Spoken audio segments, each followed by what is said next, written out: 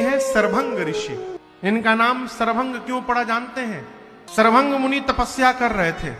इनकी तपस्या को देख के इंद्र डरा गए। इंद्र को लगा कहीं हमारे इंद्रासन न ले ले, तो उनके तपस्या को भंग करने के लिए इंद्र ने बाण चला दिया। सर यानी बाण। जब बाण चलाया तो सरभंग मुनि एक तिनका लिए और तिनका जैसे बाण पर छोड़े, इंद्र का बाण 2 भाग में टूट गया हो। उसी दिन से इनका नाम सरभंग पड़ा। सरभंग मुनि इतनी तपस्या कर लिए थे, इतना पुण्य एकत्रित कर लिए थे कि ब्रह्मा जी ने ब्रह्मलोक से विमान भेजा था अपने दूतों को देकर कि जाओ सरभंग मुनि को विमान पर बिठा कर लाओ, उनको इंद्र बनाया जाएगा। सरभंग जी भी सुने कि हम इंद्र बनने वाले हैं तो नाचने लगे। तुरंत जहाज पे चढ़ के बैठ गए। अभी जहाज उड़ने ही वाला था, तब तक एक दूसरे मुनि आए। बोले सरभंग जी कहाँ चले? बोले ब्रह्मलोक से जहाज आया है, इंद्र बनने जा रहा हूं।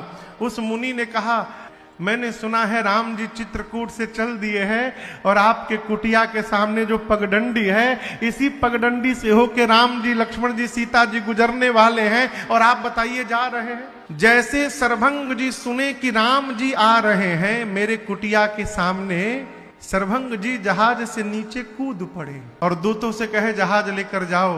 दूतों ने कहा क्या कर रहे हैं, ऐसा अवसर बार बार नहीं मिलेगा, आप इंद्र बनने वाले हैं, जीवन भर के सत्कर्म का फल प्राप्त हो रहा है। सरभंग मुनि बोले इसी भ्रम में तो मैं भी था कि जीवन भर के सत्कर्म का फल इंद्रासन मिलने जा रहा है। मैं भ्रम में था, मेरे जीवन भर के सत्कर्म का फल इंद्रासन नहीं है। मेरे सत्कर्मों का फल देने के लिए राम जी स्वयं चल के मेरी कुटिया के सामने आ रहे हैं, मुझे नहीं जाना। आपको एक बात बताऊं, जहाज तो चला गया, सरभंग जी कुटिया के भीतर नहीं गए, उसी सड़क पर बैठ गए। अब मुनि से पूछा किधर से आएंगे, बताया उधर से आएंगे। वहीं बैठकर कई दिनों तक एक ही काम, चितवत पंथ रहे दीन रात्रि, चितवत पंथ रहे दीन रात्रि।